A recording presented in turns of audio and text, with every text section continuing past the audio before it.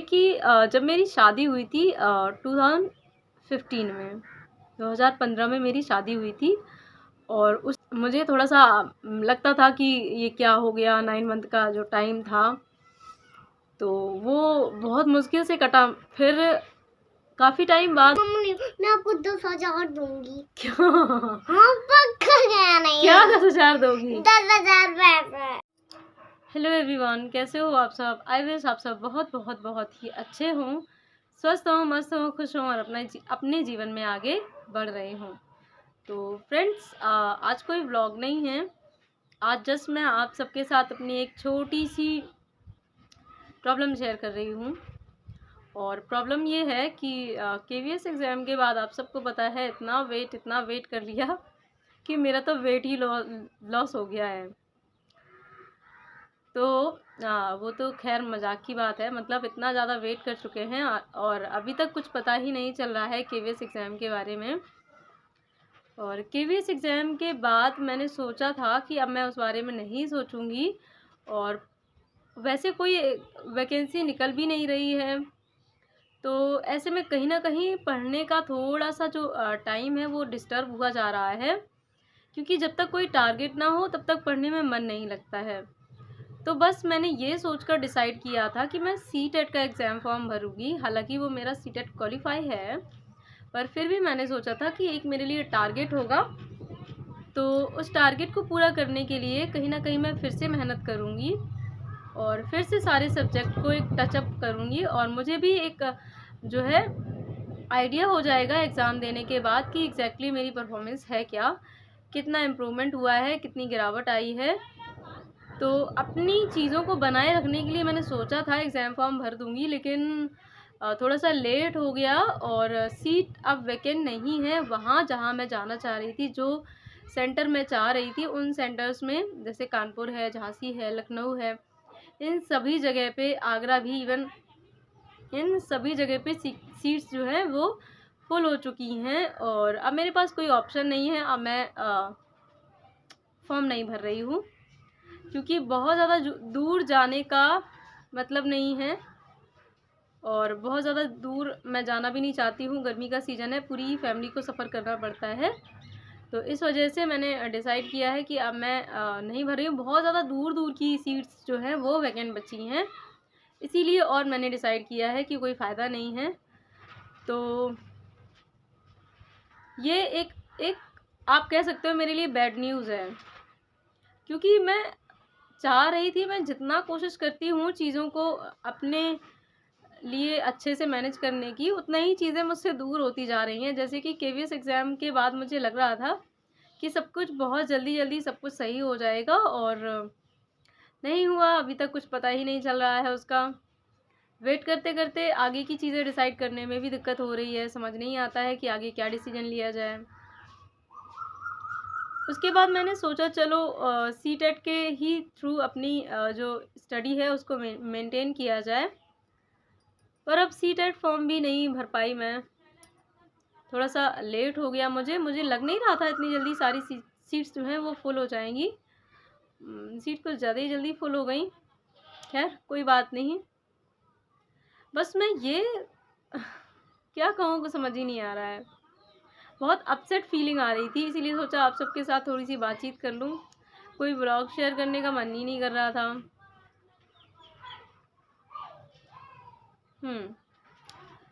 तो ऐसा कई बार होता है जब हम अपनी स्ट्रगल जर्नी पर होते हैं, यानी कि हमारा जब स्ट्रगल चल रहा होता है, तब पता नहीं ऐसा क्यों लगता है कि सारी दुनिया भर की समस्याएं हमारे ही साथ हो रही हैं। मेरे साथ भी कुछ ऐसा ही होता रहता है, मुझे समझ ही नहीं आता मुझे करना क्या है एग्जैक्टली। हालांकि मुझे पढ़ना है, टीचिंग जॉब लेनी है, ये तो डिसाइड है, इसको तो मैं छोड़ने नहीं वाली हूँ। और जब तक मतलब जान है जब तक तो कोशिश करूँगी ही।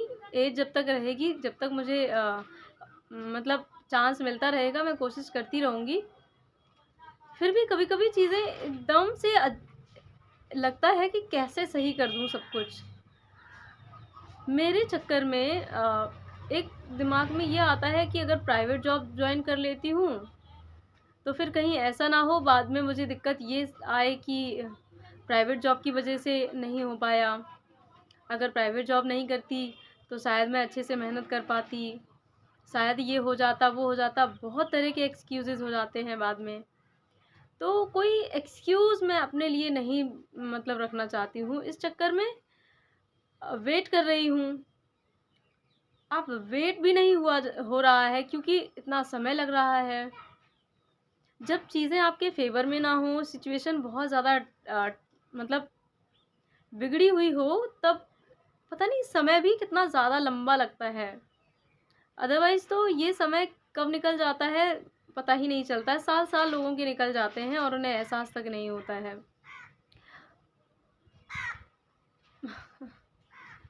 क्या कहूँ, कुछ समझ ही नहीं आ रहा है। हालाँकि मैं हँस देती हूँ, जितना मैं हँसती हूँ समझ लीजिए उतनी मेरे साथ परेशानियाँ रहती हैं। आज मैं आप सबके साथ अपनी एक छोटी-सी चीज़ शेयर करूँ, तो ये कि जब मेरी शादी हुई थी 2015 में, 2015 में मेरी शादी हुई थी। उसी दौरान मैंने बीएड किया था। तो बीएड के बाद जैसे मैंने बीएड किया, उसके बाद फिर प्रेगनेंसी टाइम आया, तो मैंने एक बेटी को जन्म दिया आफ्टर 9 मंथ। और फिर कहानी कुछ यूँ हुई, वो भी समय बहुत ज़्यादा टिपिकल था मेरे लिए। एक नया माहौल था मेरे लिए, नई जगह, नए लोगों के साथ एडजस्ट करना, सारी चीज़ें नई थी। और उसी दौरान एक और चेंजमेंट था कि मैं बहुत जल्दी प्रेग्नेंट हो गई थी। और फिर मुझे जब मैंने एक बच्ची को जन्म दिया, उसके बाद आफ्टर हिज बर्थ वो रोई नहीं। फिर उसको हम लोगों ने ट्रीटमेंट दिलाया। मेरी तो हालत कुछ ऐसी हो गई थी कि मतलब मैं उठ भी नहीं सकती थी अपने आप से। तो फिर उस बच्ची को इलाज के लिए मतलब बहुत हम लोगों ने बहुत कोशिश की, बहुत ट्राई किया कि वो सही हो जाए, पर वो सही नहीं हुई और वो एक्सपायर हो गई। फिर उसके बाद बहुत जो है समय मुझे थोड़ा-सा लगता था कि ये क्या हो गया। 9 मंथ का जो टाइम था, तो वो बहुत मुश्किल से कटा। फिर काफ़ी टाइम बाद मैंने सोचा कि मुझे यहाँ से थोड़ा-सा मूव ऑन करना चाहिए अपनी।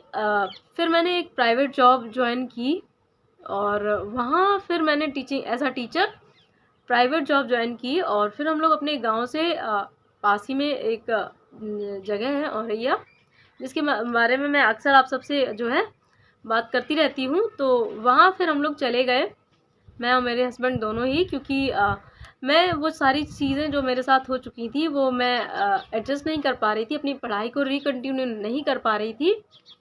तो हम लोगों ने थोड़ा-सा माहौल चेंज करना सोचा। फिर जैसे ही माहौल चेंज हुआ, वहाँ हम लोग रहे औरैया। जॉब मैंने जॉइन कर ली थी, तो थोड़ा-सा मेरा माइंड ठीक हुआ। फिर कुछ टाइम बाद यानी कि लगभग 1.5 साल के बाद फिर यशवी हुई। और उसके बाद भी उस दौरान भी समय बहुत कुछ बदला। मेरे ससुर जी एक्सपायर हुए बीच में, फिर यशवी हुई और फिर इस तरह से बहुत समय मेरा निकल गया। वैसे बहुत सारे लोग कहते हैं कि टाइम पर डिसीजन लेना ठीक होता है, पीछे हमने जो गलतियाँ की हैं वो उनसे सीखना चाहिए। मैं कभी-कभी अपना पीछे का समय जब सोचती हूँ, तो मुझे एग्जैक्टली समझ नहीं आता है मैंने गलती क्या की थी, मुझे क्या सुधारना चाहिए था।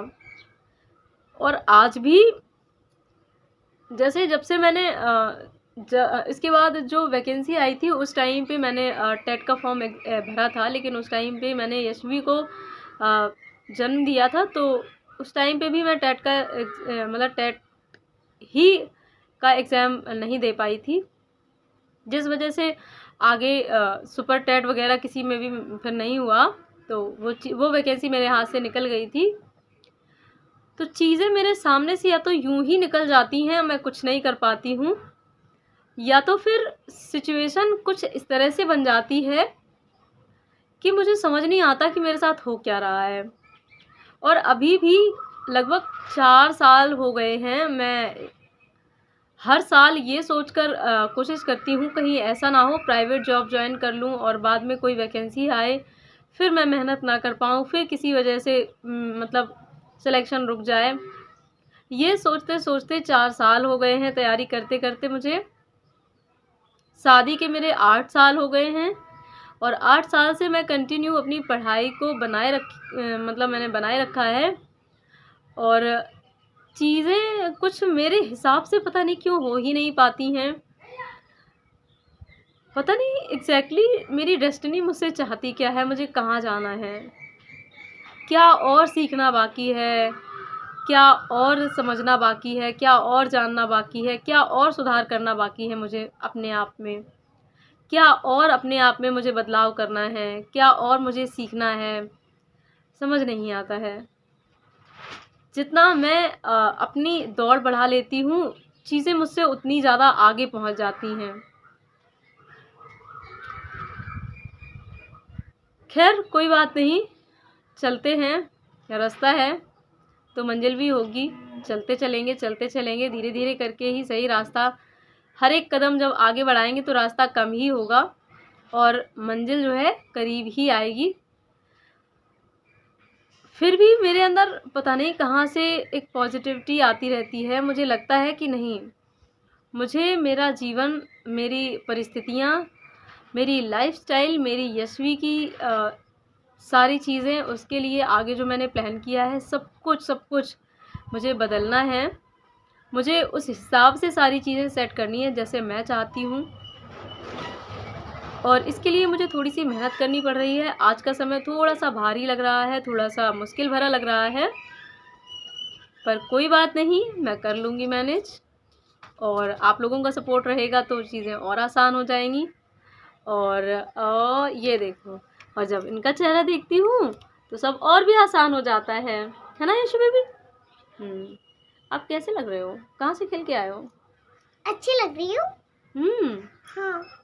मुंह में फिंगर नहीं डाली जाती है। ठीक है, मैं तो अंगूठी डाली थी।